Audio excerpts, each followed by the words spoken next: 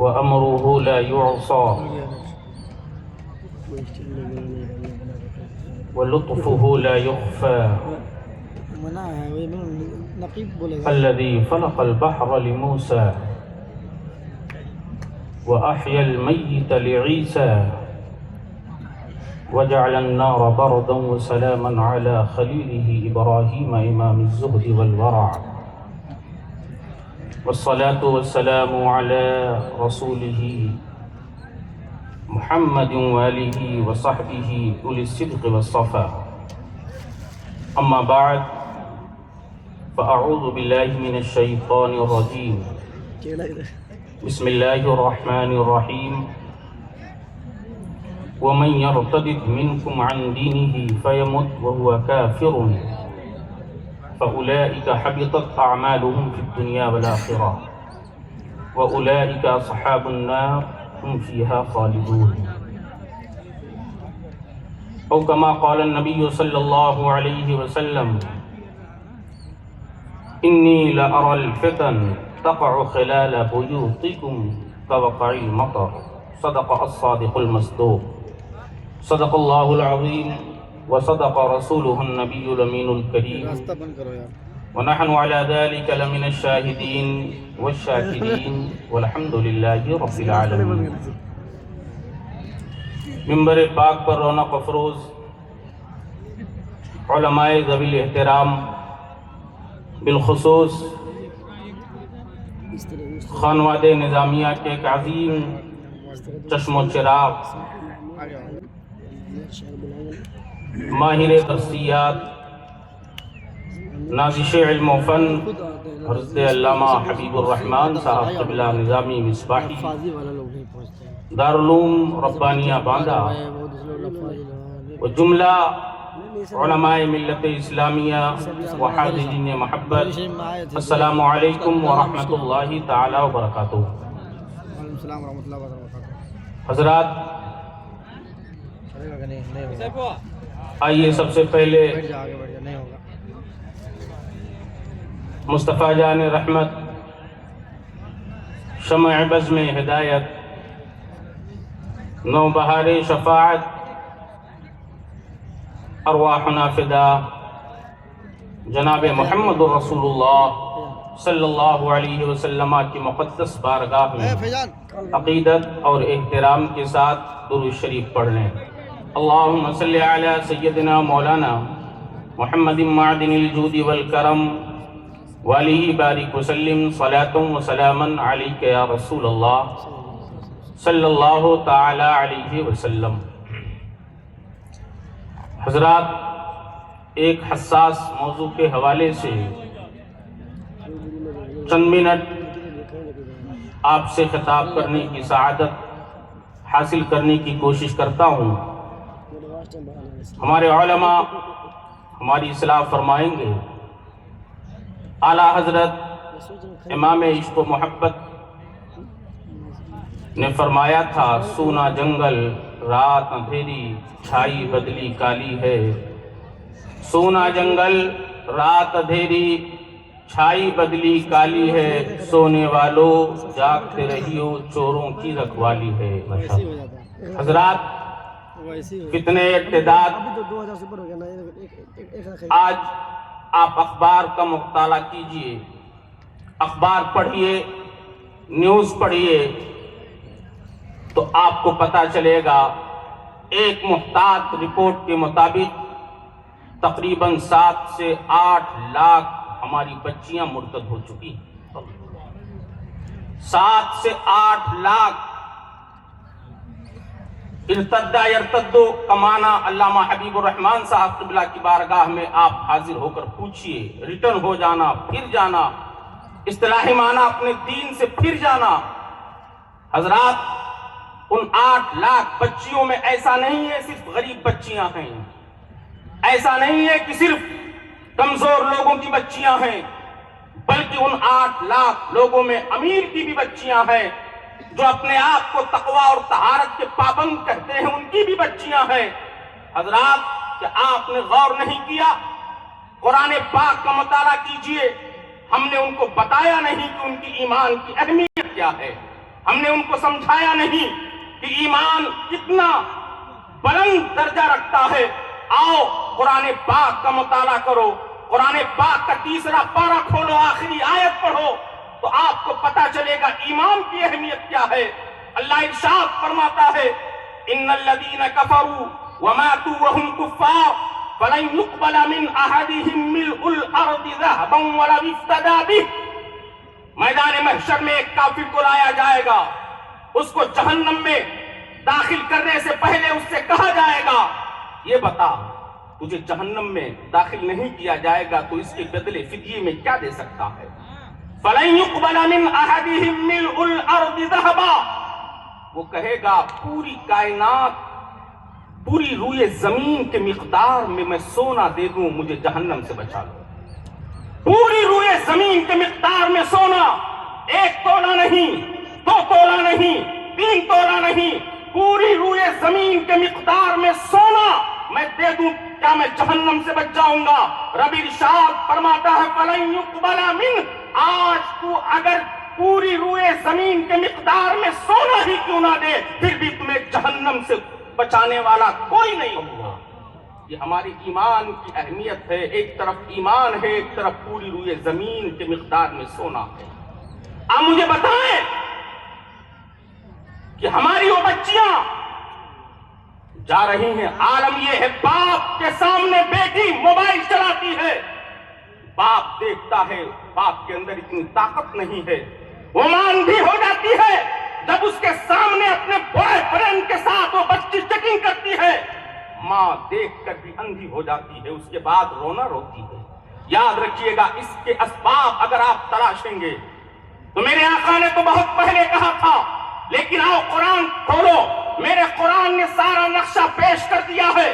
قرآن کہتا ہے وَلَا يَزَالُونَ يُقَاتِلُونَكُمْ حَتَّى يَرُدُّوكُمْ عَنْ دِينِكُمْ إِنِ اسْتَطَاعُوا. قرآن کہتا ہے کہ جتنی اسلام دشمن طاقتیں ہیں یہ سب تم سے جنگ و جدال کریں گے یہاں تک کہ تم اپنے ایمان سے پھر جاؤ. لیکن یاد رکھو ایسے بھیانک وقت میں تمہیں ایمان سے پھرنا نہیں ہے بلکہ استقامت کا مظاہرہ کر کے اور صحابیات کی تاریخ کو دوہرا دینا ہے. اٹھاؤ صحابیات کی تاریخ کو پڑھو, حضرت زمیرہ کا واقعہ پڑھو اور آگے بڑھو, آسیہ کا واقعہ پڑھو اور آگے بڑھو, نشاطہ کا واقعہ پڑھو تو آپ کو پتا چلے گا ان مقدس خواتین نے اپنے ایمان کا سودا نہیں کیا, ساری تکلیفوں کو برداشت کر لیا. ماشاءاللہ.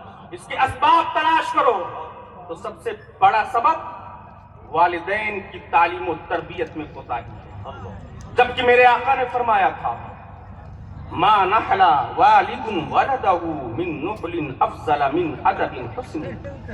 آپ نے اپنے بیٹی کو دے دیا, فلیٹ دے دیا, تجارت کے لیے بہت ساری پراپرٹی دے دی, اس کی کوئی اہمیت نہیں. میرے آقا ارشاد فرماتے ہیں والدین کی طرف سے سب سے بہترین تحفہ اگر بچوں کے لیے ہے تو صحیح تعلیم و تربیت. آج ہمارے بچوں کی صحیح تعلیم و تربیت نہیں ہوئی, ہم نے ان کو ایمان کی اہمیت بتایا نہیں, ہم نے اپنی بچیوں کو ایمان سمجھایا ہی نہیں, رسول اللہ کی تاریخ ان کے سامنے رکھا ہی نہیں. اس لیے آج ہماری بچیاں جا رہی ہیں, لیکن اس میں صرف والدین اور اس کے ساتھ ساتھ ہم اور آپ کے قصوروار ہیں. اسباب تلاش کیجیے. آج جب بچی بڑی ہو گئی, وہ بچی جس کی تعلیم و تربیت کے لیے میرے آقا نے فرمایا تھا من کانت لہو بنت فأدبها فأحسن تأديبها وعلمها فأحسن تعليمها كانت له سترا من النار. میرے آقا نے فرمایا تھا بچی ہے, اس کی بہترین تعلیم و تربیت کر دی گئی, کل میدان محشر میں وہ بچی اپنے والدین کے لیے جہنم سے حجاب بن جائے گی. آج شادی کی جب بات آتی ہے تو ہمارے معاشرے میں رہنے والے بھک منگے نہ جانے کیسی کیسی چیزوں کا مطالبہ کرتے ہیں. یاد رکھیے گا میرے آقا نے فرمایا تھا اذا خطب الیکم ممن ترضون دینہ وخلقہ فزوجوہ. جب تمہیں شادی کا کوئی پیغام بھیجے تم دیکھو اس کی دینداری اور اس کے اخلاق اچھے ہوں تو رشتہ منظور کر لو, اور اگر تم ایسا نہیں کرو گے وَإِلَّا تَفْعَلُوا تَكُنْ فِتْنَةٌ فِي الْأَرْضِ وَفَسَادٌ عَظِيمٌ. اگر تم ایسا نہیں کرو گے تو ایک بڑے فتنے کا مقابلہ کرنے کے لیے تم تیار رہو. اور فتنوں کی بات آئی تو میرے آقا نے تو بہت پہلے کہا تھا التی تموج کموج البحر، سمندر کی چھاپ کی طریقے سے فتنے ہوں گے۔ میرے آقا نے فرمایا تھا بادروا بالاعمال فتنا كقطع الليل المظلم يصبح الرجل مؤمنا ويمسي كافرا ويمسي مؤمنا ويصبح كافرا۔ میرے آقا نے ارشاد فرمایا تھا اپنے ایمان اور اعمال کو اس سے پہلے مضبوط کر لو کہ تاریک راتوں میں فتنے نازل ہوں، اور جب وہ فتنے آئیں گے تو صبح میں انسان مومن ہوگا، شام ہوتے ہوتے کافر ہو جائے گا، شام میں مومن ہوگا، صبح ہوتے ہوتے کافر ہو جائے گا۔ میرے آقا نے فرمایا اگر تم اخلاق اور دینداری کی بنیاد پر شادیاں نہیں کرو گے تو تمہارے درمیان بہت عظیم فتنہ برپا ہو جائے گا۔ اے میرے بھائیوں، میں آپ کو مجاز دینا چاہتا ہوں، یہ ہماری بچیاں جو مرتد ہو رہی ہیں ان کے اسباب میں سے جہیز کے مطالبات ایک خاص سبب ہے۔ اس لیے میں آپ سب کو علامہ حبیب الرحمان صاحب قبلہ کی موجودگی میں عرس نظامی کا ایک خاص پیغام دے رہا ہوں۔ جن کے پاس بچے ہوں وہ یہ عہد کر لیں کہ ہم اپنے بچوں کی شادی بغیر جہیز کے مطالبات کریں گے۔ بغیر کتنے لوگ کریں گے؟ ہاتھ اٹھائیں۔ کتنے لوگ کریں گے؟ ہم اپنے بچوں کی شادیوں میں جہیز کا مطالبہ نہیں کریں گے۔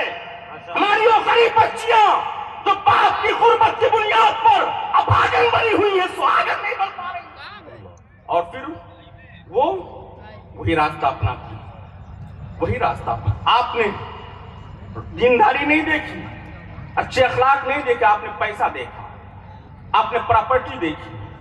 لیکن یاد رکھو اگر بچہ بالغ ہو گیا، اللہ کے حبیب فرماتے ہیں من ولد له ولد فليحسن اسمه وأدبه فإذا بلغ فليتجوز فإن بلغ ولم يتجوز فأصاب اسما فإنما اسمه على أبيه صدق الصادق المصدوق۔ میرے آقا نے فرمایا کہ جب بچہ پیدا ہو تو باپ کی ذمہ داری یہ ہے کہ وہ اس کا بہترین نام رکھے۔ لیکن آج مولانا لوگوں کے پاس جب آتے ہیں تو وہ اچھا نام دیتے، کہتے ہیں حضرت یہ تو بہت پرانا ہو گیا۔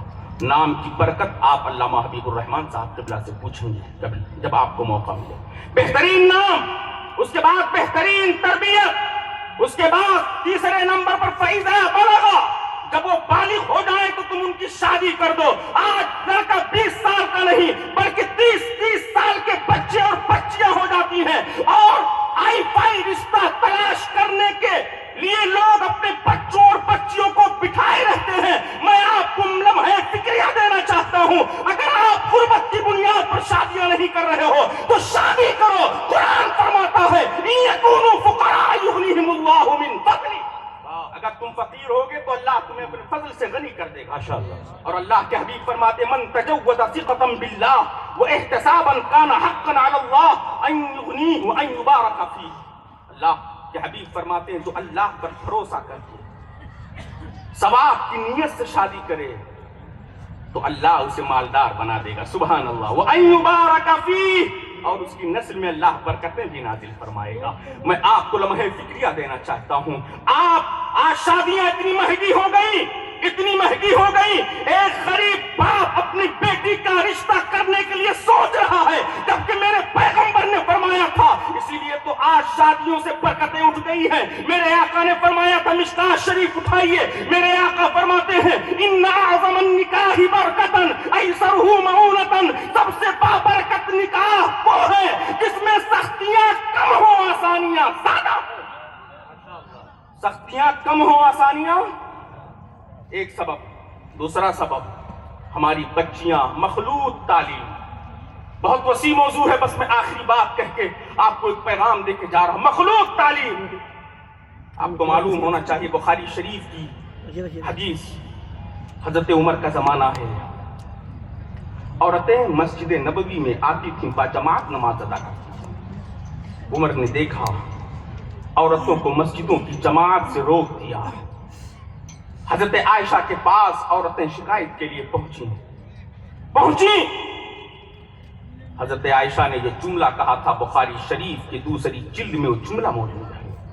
عائشہ رضی اللہ تعالیٰ عنہا فرماتی ہے لو ادرک رسول اللہ صلی اللہ علیہ وسلم ما احدث النساء لمنعہن، لام تاکید کے لیے ہے، نون تاکید ثقیلہ بھی موجود ہے۔ کہ علامہ صاحب سے کوئی پوچھے اس کا مطلب کیا ہوتا ہے؟